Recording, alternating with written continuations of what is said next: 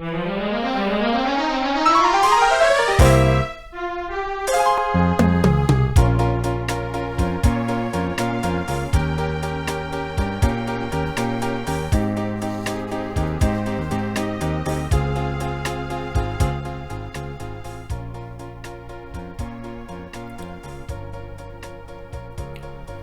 thème de ce message, la loi et la grâce, deux manières d'agir différentes.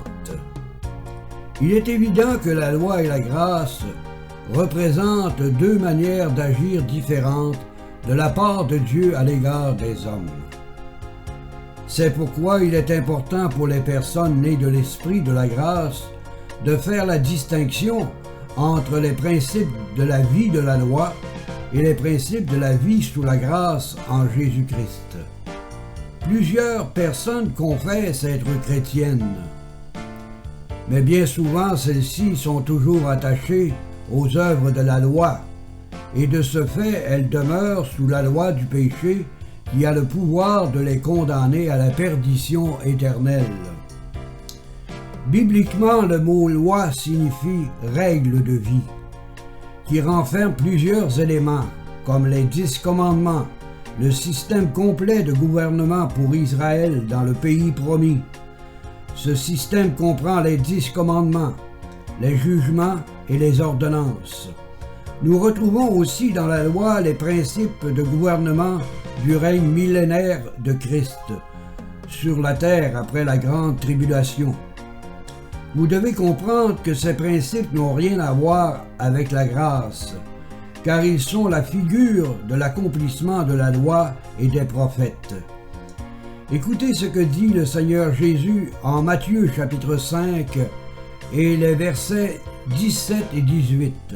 « Ne croyez pas que je suis venu abolir la loi et les prophètes. Je ne suis pas venu non pour abolir, mais pour l'accomplir. » Il ajoute au verset 18 « Car je vous le dis en vérité, tant que le ciel et la terre ne passeraient, point. Il ne disparaîtra pas de la loi un seul iota ou un seul trait de la lettre, jusqu'à ce que tout soit arrivé. » Tous les aspects de la loi de Dieu gardera jusqu'à la fin sa puissance de condamnation sur tous ceux et celles qui sont sous la loi, car c'est par la loi que vient la connaissance du péché. Écoutez ce que déclare l'Épître aux Romains au chapitre 3 et les versets 19 et 20. Il est écrit « Or nous savons que tout ce que dit la loi, elle le dit à ceux qui sont sous la loi, afin que toute bouche soit fermée et que tout le monde soit reconnu coupable devant Dieu. » Et le verset 20 ajoute « Car personne ne sera justifié devant lui par les œuvres de la loi, puisque c'est par la loi que vient la connaissance du péché. » Il y a présentement des personnes qui confessent être sauvées et qui enseignent publiquement que le salut en Jésus-Christ peut se perdre. Une telle déclaration n'a aucune logique en elle-même. C'est comme si une personne sauvée pourrait être à la fois sous la loi de la grâce et en même temps sous la loi du péché. Il est plus qu'évident que ces personnes sont toujours sous le principe de la loi du péché qui les condamne, et non sous le principe de la loi de l'esprit de vie en Jésus-Christ qui libère l'enfant de Dieu de la culpabilité et de la condamnation en raison de la transgression de la loi.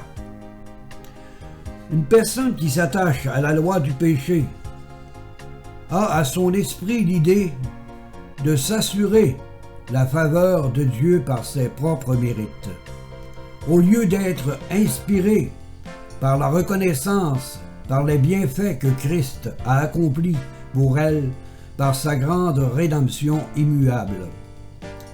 Il est impossible qu'une personne puisse dire « je suis sauvé » et dire par la suite que le salut éternel en Jésus-Christ peut se perdre. À ce stade, il est pertinent de croire que cette personne renie carrément la rédemption parfaite de notre Seigneur Jésus-Christ.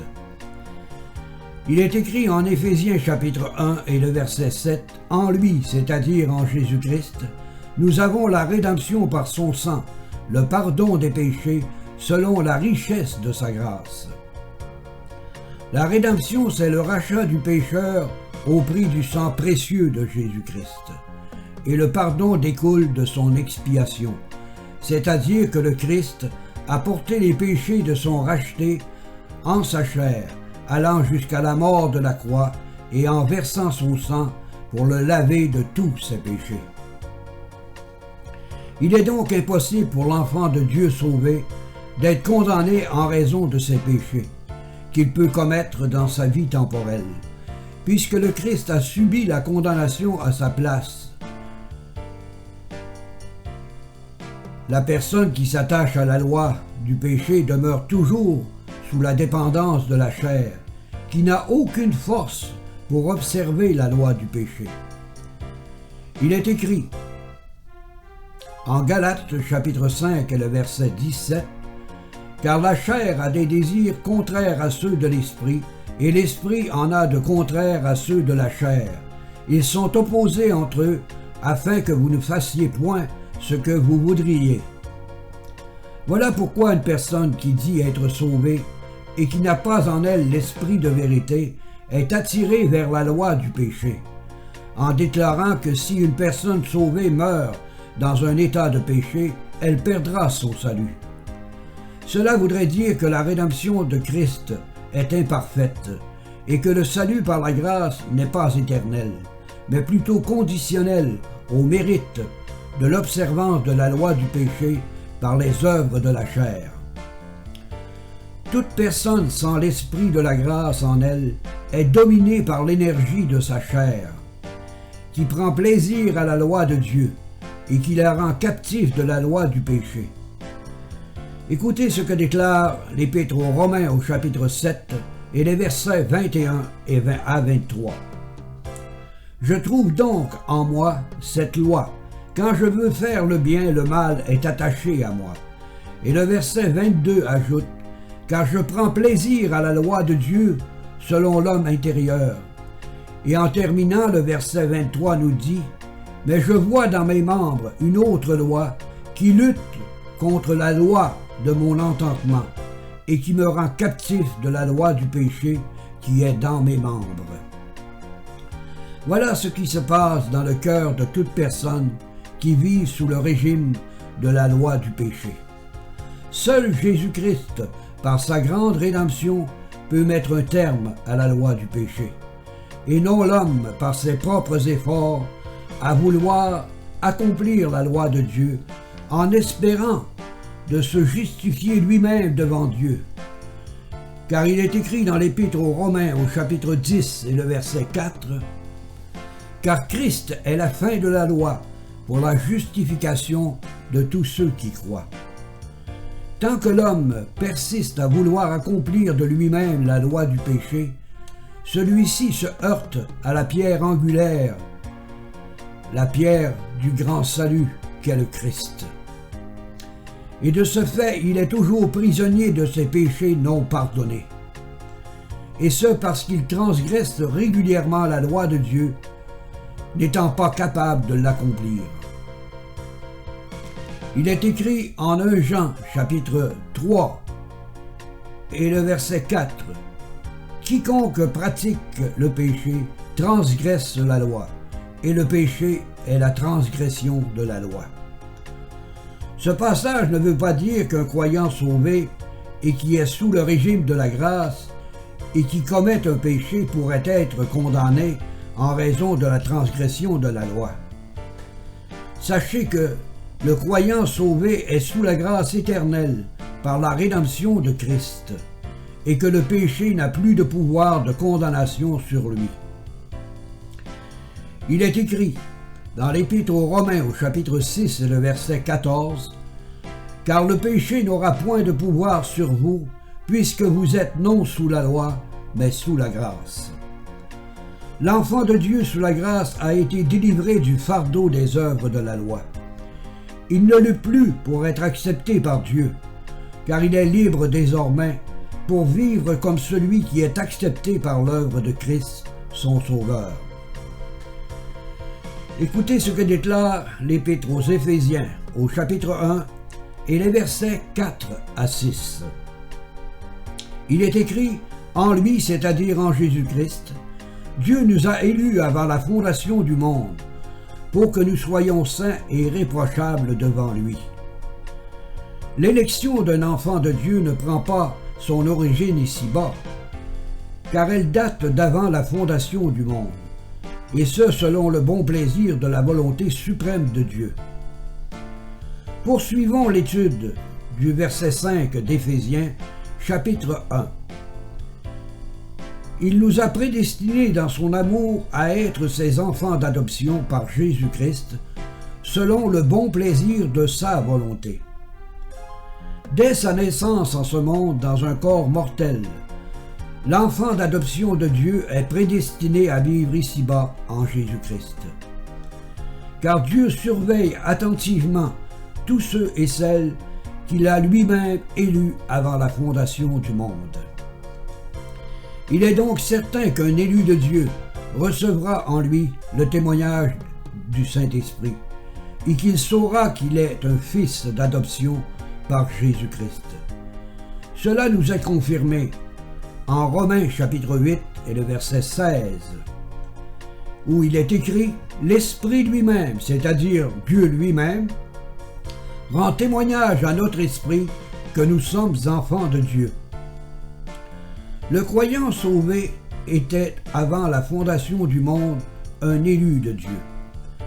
Et le Christ, le premier-né d'entre ses frères, est venu le délivrer de la puissance de la loi du péché par sa grande rédemption éternelle.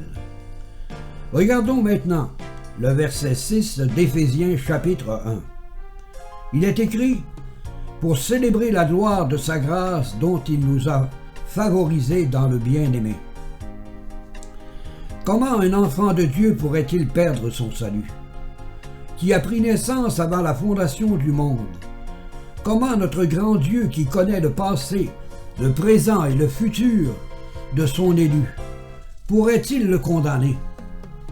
N'est-ce pas Dieu lui-même qui l'a élu et prédestiné à vivre éternellement dans la gloire de son Fils bien-aimé, qui a tout accompli pour lui, pour toutes ses rachetés? C'est un fait biblique, incontestable. Le croyant vraiment sauvé ne perdra jamais son salut. Et la puissance de la loi du péché n'aura jamais de pouvoir sur lui, parce qu'il vit non sous l'énergie de la chair, mais sous le régime de la loi de l'esprit de vie en Jésus-Christ qui est éternel. Tant et aussi longtemps que l'homme demeure sous la loi, il est impossible pour lui de se justifier lui-même devant Dieu par les mérites de ses efforts à accomplir la loi de Dieu. De fait, ces efforts sont stériles et inutiles, étant contrôlés sous l'énergie de la chair et non sous la gouverne de l'esprit de la grâce. Nous allons approfondir un verset biblique qui nous fait parfaitement comprendre que la loi n'a aucun pouvoir de justification devant Dieu. Dans l'Épître aux Galates, au chapitre 2 et le verset 16, il est écrit « Néanmoins, sachant que ce n'est pas par les œuvres de la loi que l'homme est justifié, mais par la foi en Jésus-Christ, nous aussi, nous avons cru en Jésus-Christ, afin d'être justifiés par la foi en Christ, et non par les œuvres de la loi, parce que personne ne sera justifié par les œuvres de la loi. » Malgré cet avertissement, plusieurs personnes se disent sauvées parce qu'elles mettent leurs efforts à vouloir accomplir la loi du péché dans leur vie. En agissant ainsi, elles cherchent à se justifier devant Dieu par les œuvres de la loi, alors que seule la foi transmise une fois pour toutes aux saints est l'unique moyen pour l'homme d'avoir en lui l'assurance de l'Esprit de la grâce qui lui accorde la vie éternelle, et qu'il est justifié devant Dieu par la grande rédemption parfaite de son Sauveur et Seigneur de sa vie. Écoutez ce que déclare l'Épître de Jude au chapitre 1 et le verset 3. Il est écrit « Bien-aimés, alors que je désirais vivement vous écrire au sujet de notre salut commun, je me suis senti obligé de vous envoyer cette lettre pour vous exhorter à combattre pour la foi qui a été transmise aux saints une fois pour toutes. » La problématique que nous vivons présentement, c'est que plusieurs personnes qui se disent sauvées et qui se réclament de Christ croient que la foi véritable habite l'homme avant d'être sauvé par la grâce. Cette pensée découle des directives de certains prédicateurs évangéliques qui demandent aux païens d'accepter Jésus-Christ par la foi. Comment l'homme, encore dans les ténèbres du péché, pourrait-il avoir la foi véritable? Chose impossible, car la foi est transmise uniquement aux saints élus de Dieu, et ce par l'Esprit de la grâce. La foi est un moyen issu de la grâce sanctifiante de l'Esprit de Dieu. Et cela ne vient nullement de la confiance ni d'une foi sous l'énergie de la chair. Ce que je vous dis est clairement démontré dans l'Épître aux Éphésiens au chapitre 2 et les versets 8 et 9, où il est écrit « Car c'est par la grâce que vous êtes sauvés, par le moyen de la foi, et cela ne vient pas de vous, c'est le don de Dieu. » Et le verset 9 ajoute « Ce n'est point par les œuvres, afin que personne ne se glorifie. » Nous voyons clairement dans ces deux versets que la foi est un moyen issu de la grâce et qu'elle est accordée gratuitement par la grande rédemption de Jésus-Christ qui a tout accompli pour son racheté, prédestiné, afin que l'élu de Dieu demeure dans les richesses de cette grâce incommensurable. Plusieurs personnes se disent sauvées sans avoir en elles la grâce de l'Esprit de vérité. C'est pour cette raison qu'elles cherchent à accomplir les œuvres de la loi du péché, et par le fait même, elles se glorifient elles-mêmes en croyant qu'elles peuvent éliminer totalement le péché de leur vie temporelle. C'est ainsi qu'elles sont toujours sous la malédiction, étant constamment sous le régime de la loi du péché, qui a le pouvoir de les condamner à la perdition éternelle. Écoutez ce que déclare l'Épître aux Galates au chapitre 3 et les versets 10 et 11. Il est écrit « Car tous ceux qui s'attachent aux œuvres de la loi sont sous la malédiction. Car il est écrit « Maudit est quiconque n'observe pas tout ce qui est écrit dans le livre de la loi et ne le met pas en pratique. » Et le verset 11 ajoute « Et que nul ne sera justifié devant Dieu par la loi. » Cela est évident, puisqu'il est écrit « Le juste vivra par la foi. » Le fait que des personnes se disent sauvées et qu'elles disent par la suite que le salut de Christ peut se perdre est une preuve évidente que ces personnes sont sous la malédiction de la loi du péché et non sous le régime de la grâce de l'Esprit de vie en Jésus-Christ. Il est écrit en Galates chapitre 3 et le verset 13 « Car Christ nous a rachetés de la malédiction de la loi, étant devenu malédiction pour nous, car il est écrit « Maudit est quiconque est pendu au bois. » Comment une personne peut-elle confesser être sauvée et vivre dans la crainte de mourir dans un état de péché et ainsi perdre son salut? Une telle pensée, c'est de vivre volontairement sous le régime des œuvres de la loi du péché et non sous le régime de la grâce en l'Esprit de Christ. Écoutez ce que déclare l'Épître aux Romains au chapitre 8 et les versets 1 et 2. Il est écrit « Il n'y a donc maintenant aucune condamnation pour ceux qui sont en Jésus-Christ. » Et le verset 2 ajoute « En effet, la loi de l'Esprit de vie en Jésus-Christ m'a affranchi de la loi du péché et de la mort.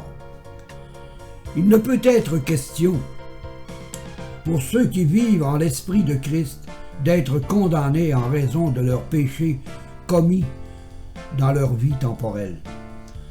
Car leur salut ne découle pas de leurs œuvres, mais de l'offrande du corps de leur Sauveur et Seigneur de leur vie.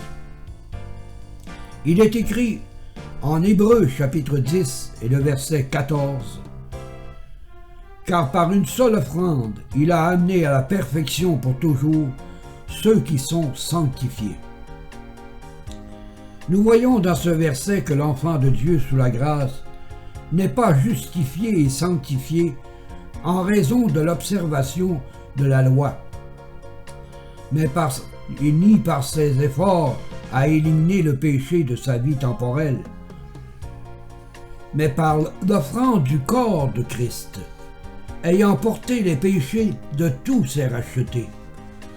De plus, le verset 2 du chapitre 8 de Romains nous dit que c'est par la loi de l'Esprit de vie en Jésus-Christ que le croyant sauvé est affranchi de la loi du péché. Donc le croyant sauvé est libéré totalement de la loi du péché, et aucune crainte de la mort physique n'habite son cœur, car la vie éternelle est en lui, par l'Esprit de la grâce. La personne qui vit sous le régime des œuvres de la loi du péché n'a aucune liberté, car ses péchés restent toujours attachés à sa conscience, et la culpabilité de la transgression de la loi l'amène continuellement à craindre sa mort physique, n'ayant pas le privilège d'être purifié constamment par le sang propitiatoire de Jésus-Christ. Il est écrit en 1 Jean chapitre 1 et le verset 7. « Mais si nous marchons dans la lumière, comme il est lui-même dans la lumière, nous sommes mutuellement en communion, et le sang de Jésus son Fils nous purifie de tout péché. » Marcher dans la lumière signifie avoir une communion avec l'Esprit de Christ, en demeurant fidèle à la vérité de sa parole, et dans une foi inébranlable en sa grande rédemption éternelle. C'est le seul moyen de garder une communion quotidienne avec Dieu, qui soit toujours propice et favorable aux yeux de son Père céleste, étant constamment purifié par le sang propitiatoire de son Fils bien-aimé. Sachez une chose, lorsqu'une personne croit être sauvée, en raison de l'absence totale de péché en elle, par ses efforts à éliminer le péché dans sa vie, elle se ment à elle-même. Bien plus, elle est séduite par l'accomplissement de la loi du péché dans sa vie, ce qui est une chose impossible à accomplir, car un seul était sans péché, et c'est notre Seigneur Jésus-Christ. Il est écrit en 1 Jean chapitre 1 et le verset 8, « Si nous disons que nous n'avons pas de péché, nous nous séduisons nous-mêmes, et la vérité n'est point en nous. » Ce qu'il faut retenir en ce qui concerne le salut par la grâce éternelle en Jésus-Christ, c'est que l'élu de Dieu est toujours sujet à commettre des péchés. De fait, le mot saint n'a pas pour signification une personne sans péché, mais une personne mise à part, étant justifiée par le sang rédempteur de son Sauveur. Et sa justification lui est donnée gratuitement par Dieu lui-même. Il est écrit en Romains chapitre 8 et le verset 33, « Qui accusera les élus de Dieu? C'est Dieu qui justifie. » Je m'adresse à toi qui écoutes ce message d'enseignement et qui confesse être sauvé et qui dit ouvertement que le salut de Christ peut se perdre. Ne reconnais-tu pas que ta déclaration n'a aucune vérité en elle-même? Car pour toi, l'œuvre rédemptrice de Jésus-Christ est imparfaite et son salut n'est pas éternel, puisque selon ta pensée ténébreuse, il peut perdre son salut. Ta pensée n'a aucune logique, car si tu dis que le salut peut se perdre, tu dis par le fait même que l'offrande du corps de Christ n'a pas amené à la perfection pour toujours ceux qui sont sanctifiés par l'Esprit de la grâce. Par ta déclaration, tu t'accuses toi-même devant Dieu, en mettant un doute que le Seigneur Jésus est mort une fois pour toutes pour les péchés de tous ses rachetés. N'oublie pas qu'il est écrit en Romains chapitre 6 et le verset 10, « Car il est mort, c'est-à-dire Jésus-Christ, et c'est pour le péché qu'il est mort une fois pour toutes. Il est revenu à la vie, et c'est pour Dieu qu'il vit. » Si le Christ est mort une fois pour toutes pour le péché, comment peux-tu dire que le salut peut se perdre? Si le salut se perdrait, cela voudrait dire qu'il est mort en vain pour les péchés de ses rachetés, et que sa mort expiatoire n'a aucune valeur éternelle devant Dieu. Ne reconnais-tu pas qu'il est impossible pour l'homme d'être à la fois sous le régime de la grâce et en même temps sous le régime de la loi du péché? Il est grand temps pour toi de te réveiller d'entre les morts. Je crois sincèrement ce que je te dis. Ne reconnais-tu pas qu'il est impossible pour l'homme d'être sous le régime de la grâce et sous le régime de la foi en même temps? Il est grand temps pour toi de te réveiller d'entre les morts, car tu vis dans les ténèbres, étant toujours sous le régime de la loi du péché, qui te conduira à la perdition éternelle. Tu n'as jamais compris que le salut de Jésus-Christ apporte dans le cœur de ses rachetés la délivrance de la culpabilité, la liberté face à la loi du péché, l'assurance de posséder par l'Esprit de la grâce la vie éternelle et l'espérance de la rédemption de son corps. Tout cela parce que Jésus-Christ est devenu pour eux péché par la volonté de Dieu, afin que ses élus soient déclarés justes maintenant et éternellement par la grande rédemption de son Fils bien-aimé. Il est écrit en 2 Corinthiens chapitre 5 et le verset 21, « Celui qui n'a point connu le péché, il l'a fait devenir péché pour nous, afin que nous devenions en lui justice de Dieu. » La grâce qui sauve, c'est la manifestation de l'amour infini de Dieu pour ses élus. Nous pouvons dire que c'est l'amour agissant librement et remportant une victoire complète sur les justes jugements de Dieu. La sécurité du croyant découle directement de la grâce divine, qui garde précieusement ses élus en Jésus-Christ, et ce après avoir pourvu à un moyen lui-même qui lui permettrait d'agir de ses propres exigences contre le péché. Après avoir supprimé toute obligation humaine et écarté pour toujours le mérite humain, quel qu'il soit. Dans cette situation, Dieu n'a plus qu'à continuer à exercer sa grâce envers celui qui est sauvé, afin de le garder pour la gloire à venir. Écoutez ce que déclare l'Épître aux Romains au chapitre 5 et les versets 1 et 2. Il est écrit, « Étant donc justifiés par la foi, nous avons la paix avec Dieu par notre Seigneur Jésus-Christ. » Et le verset 2 ajoute, « À qui nous devons d'avoir eu part, par la foi, accès à cette grâce, dans laquelle nous demeurons fermes, et nous nous glorifions dans l'espérance de la gloire à venir. » Comme vous le constatez, il est impossible que l'homme puisse se glorifier devant Dieu en lui disant « Par mes efforts à éliminer le péché dans ma vie, je me présente devant toi sans péché. » De fait, Ce n'est point par ses efforts que l'enfant de Dieu peut se présenter devant son Dieu sauveur, mais par la grâce infinie qui lui est accordée en Jésus-Christ.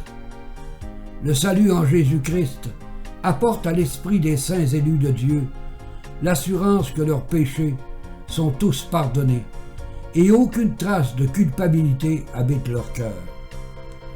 Voici ce que nous dit le livre des Psaumes au chapitre 32 et les versets 1 et 2. Heureux celui à qui la transgression est remise, à qui le péché est pardonné.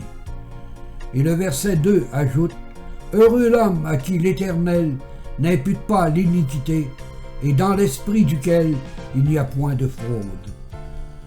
Ce passage nous donne une vision claire et précise en ce qui concerne le pardon total des péchés commis par ceux qui sont nés de l'esprit de la grâce en Jésus-Christ. Il est donc impossible qu'une personne vraiment sauvée puisse déclarer que le salut en Jésus-Christ peut se perdre en raison d'un péché que le croyant aurait commis. C'est un fait indiscutable devant Dieu.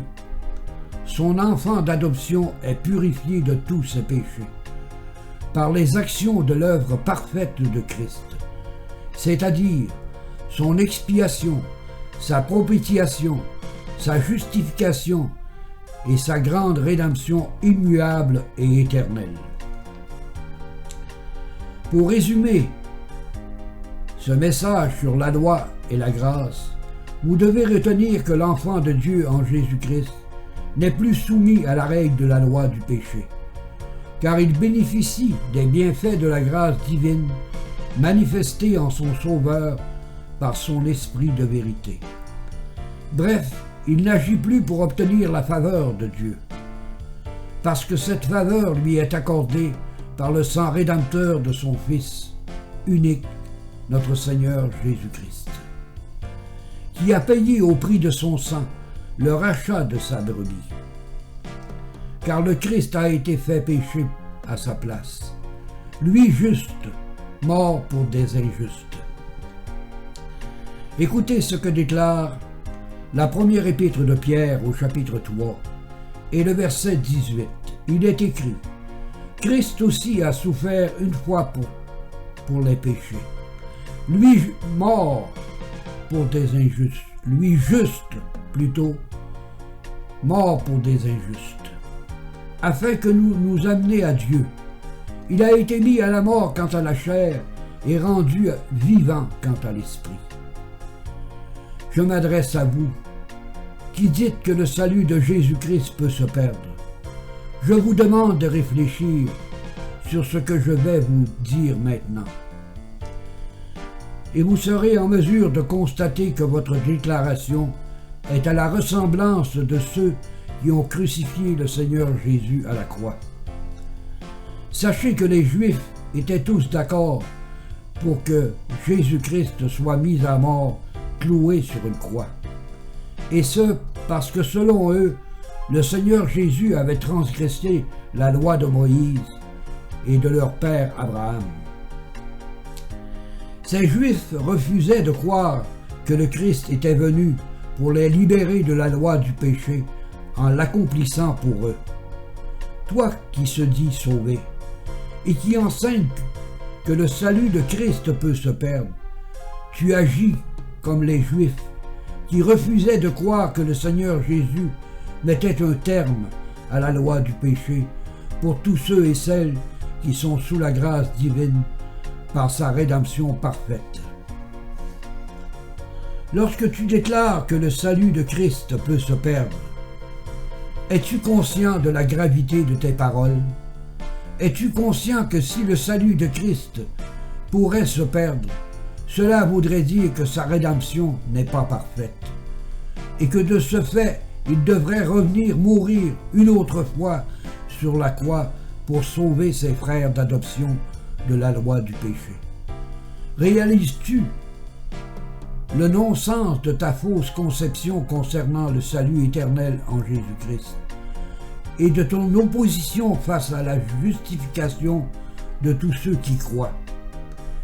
N'est-il pas écrit en Romains chapitre 10 et le verset 4 « Car Christ est la fin de la loi pour la justification de tous ceux qui croient. » De surcroît, il est écrit en Romains chapitre 6 verset 14 « Car le péché n'aura point de pouvoir sur vous, puisque vous n'êtes non sous la loi, mais sous la grâce. » Pour Dieu, son élu est mort à la loi du péché. Parce que Christ est mort pour tous ses péchés, et comme Christ a été ramené à la vie par l'Esprit de gloire, il nous a aussi ramenés à la vie éternelle par ce même Esprit de gloire.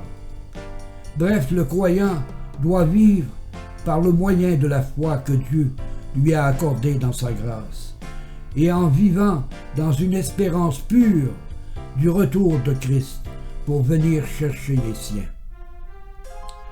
J'espère que ce message d'enseignement sera pour vous une source de bénédiction et qu'il vous sera utile pour augmenter votre connaissance dans les merveilles de la parole vivante et permanente de notre grand Dieu.